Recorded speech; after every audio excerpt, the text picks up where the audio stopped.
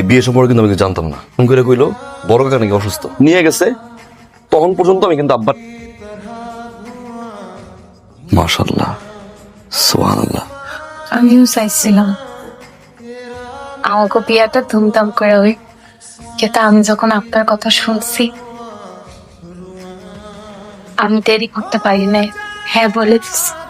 আমি আসলে আপনার আগে থেকেই চিনতাম, দেখতাম।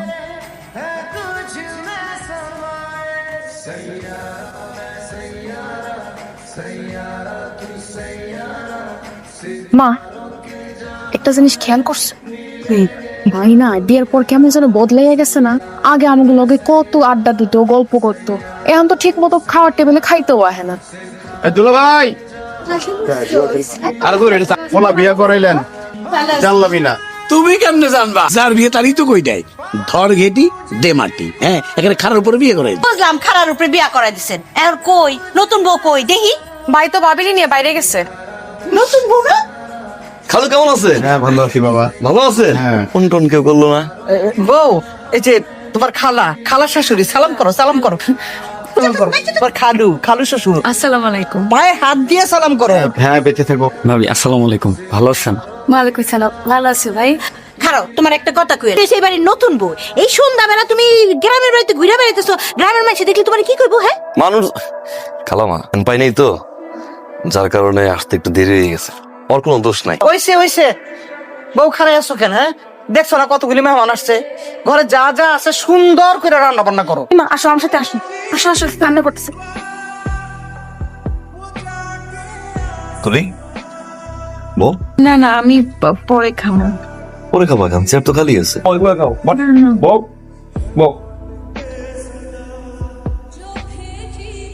এখন আমি যেটা কই এটা শুনো। বউটা জানে কেমন কেমন লাগলো আমার কাছে, একটু বেয়াদব টাইপের না? সবাই মাঝখানে খাইতে বসে গেল। আরে আম গুজুকে কি তাই করছি নাকি? শ্বশুর, দেবর, ননদ, শাশুড়ি সবার মাঝখানে কখন খাইছি? বাপ্পায় কিছু শিখাই দেয় নাই। এত হাত ছাড়া দিলে কিন্তু হইব না, একটু হাতের মুঠায় রাখতে হইব, কারণ নাহলে কিন্তু তোমার পুরো হাত ছাড়া হয়ে যাবো। মাগো, সীমা, জি ভাবি। সীমা, আমার হাতটা একটু কাইটা গেছে, তুমি একটু আমার পেঁয়াজটা কাইটা দাও। আমি রান্নাটা বস। আচ্ছা ঠিক আছে। সীমা, তুই পেঁয়াজ কাটতেছিস কেন? আমার না জিগাইয়া তোমার বউরে জিগাও। কি ব্যাপার বৌমা, তুমি ওরে দিয়ে পেঁয়াজ কাটাচ্ছ কেন? আম্মা, আমি একটু সীমারে বলছি পেঁয়াজটা কাটতে। আমার আসলে পেঁয়াজ কাটতে গিয়া হাত কেটে গেছে, তো এই জন্য বলছি কয়েকটা পেঁয়াজ কাটা দেখ, আর আমি রান্নাটা বসাই দিছি, রান্নাটা তাড়াতাড়ি হয়ে যাবো।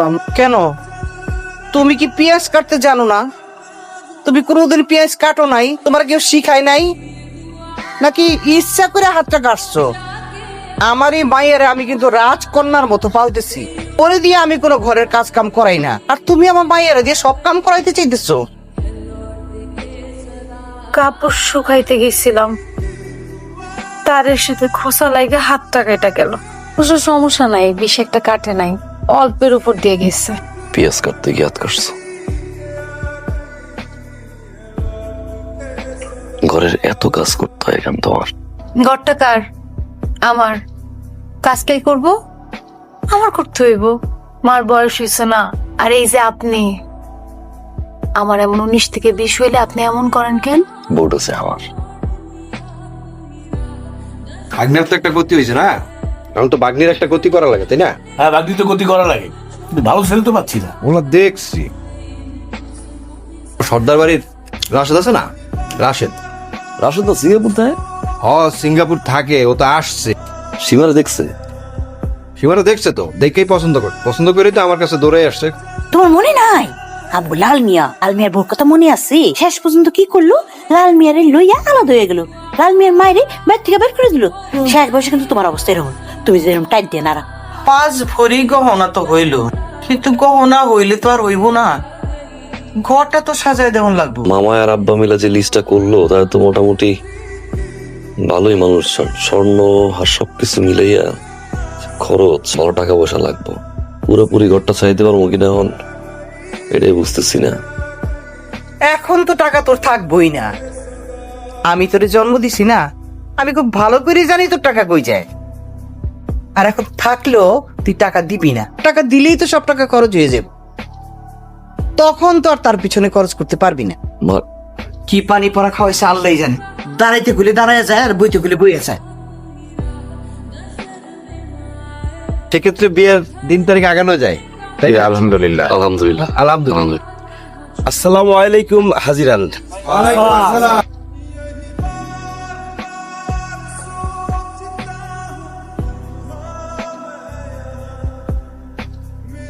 আল্লাহ ভালো মিলাই দিছে সীমারে, তাই না?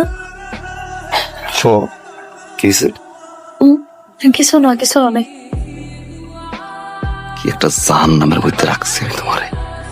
জাহান নামে থাকার পরে সারাদিন কাজ করার পর একটা জামাই যখন তার বউর সামনে এসে একটা হাসি দেয়, তখন প্রত্যেকটা বউ সেই জাহান নামের মধ্যে জান্নাত খুঁজে পায়। আর আপনি ওই জান্নাত।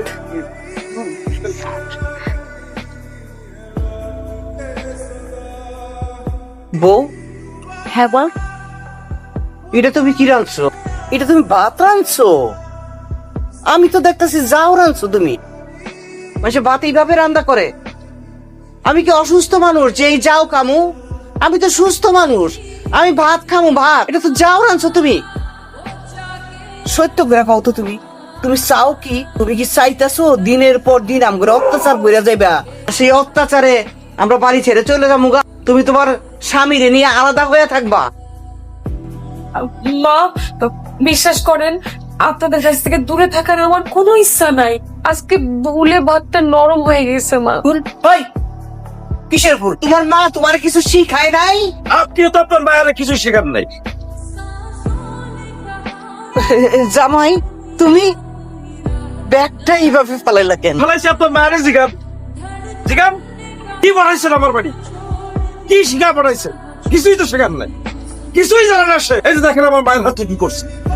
বিয়ের সময় তো ঠিকই কইছিলেন ঘটকরে দিয়া, আপনার মায়ের রূপে গুটে একদম সুন্দরী, সংসারের সব কাজ করে, কাজের কম পারে না সে। ভাতের মাড় গালাইতে গিয়ে আমার মায়ের হাতটা সে পড়াইছে। সামান্য ভাতের মাড় গালাইতে পারে না সে, ঘর ঝাড়ু দিতে পারে না সে। শোনেন মা, আপনার মায়ারে আপনার কাছে রেখে গেলাম, হাতে কলমে সংসারের সব কাজ শিখাই। যদি শিখাইতে পারেন তাহলে আমার বাড়িতে পাঠাইবেন, আর যদি না পারেন তাহলে এই মায়েরে আপনি আমার বাড়িতে পাঠাইবেন। চলো। সব দোষ তোমার মা। তোমার সাথে যখনই কাজ করতে যাইতো তুমি আমার দিয়ে কোনো কাজ করাইতা না। তুই তো আমার চোখে রাজকন্যাই মা। Wow, how you someone who entreated us founded me. পৃথিবীর প্রত্যেকটা মায়ের চোখে তার মেয়ের আসবে।